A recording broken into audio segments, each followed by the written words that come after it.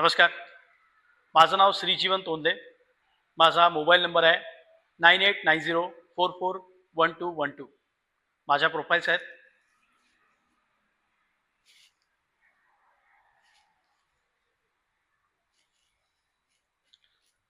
Start.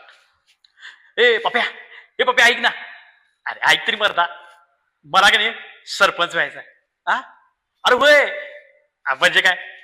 अरे माझं लहानपणापासून स्वप्न आहे, मला सरपंच व्हायचं आहे. बघ, अरे मर्दा, सरपंच म्हणजे गावचा बॉस, नाहीतर काय.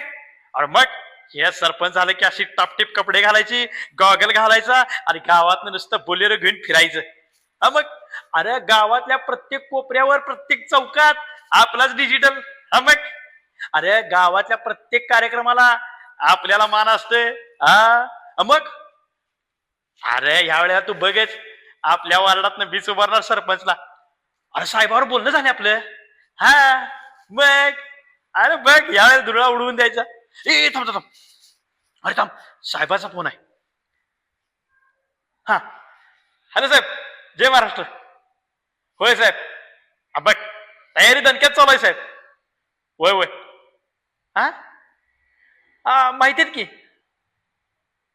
आपण साहेब, पण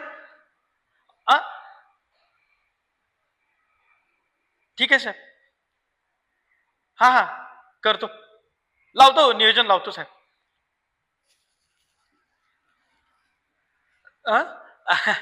अरे ते साहेबाचा फोन होता. साहेब म्हणाले ते खालच्या आळीचं अण्णा नाहीत काय, त्यांना सरपंच किला उभा करा म्हणतात. अरे का अरे त्याचा खताचा कारखाना आहे, पैशावाला माणूस आहे ना. साहेब म्हणाला पुढं माग निवडणुकीला त्याचा फायदा होईल. अरे अरे पप्या, आपलं काय, आपण नुसती फाटकी माणसं राव. पप्या तुला सांगतो, अरे आमच्या बानं घरची जमीन विकून पक्षाचं राजकारण केलं. या साहेबाच्या बाला आमदार माझ्या बाने केला. त्याच्या नशिबात काय आलं? सतरंजा उचललं. आणि आमच्या नशिबी आता तेच सतरंजा उचलायच्या. एक निष्ठावान कार्यकर्ता कशासाठी? तर सतरंजा उचलायसाठी. एवढीच किंमत आहे रे आपली पप्या. आपण निवडणुकीसाठी नाही मरदा, आपण फक्त झेंडा घ्यायचा आणि घोषणा देत बोंबलत फिरायचं यांच्या मागणं. आणि हिंची येणारी पिढी राजकारणात मोठी मोठी पदं घेणार आहे पप्या. बस झाला आता ह्यासनी हिंची लायकी दाखवायची आपण. वय उभा राहायचा पक्ष. आता ह्यासनी दाखवून देतो कार्यकर्ता काय करू शकतोय ते. चल पप्या, बोलू सगळी पोरं आपली.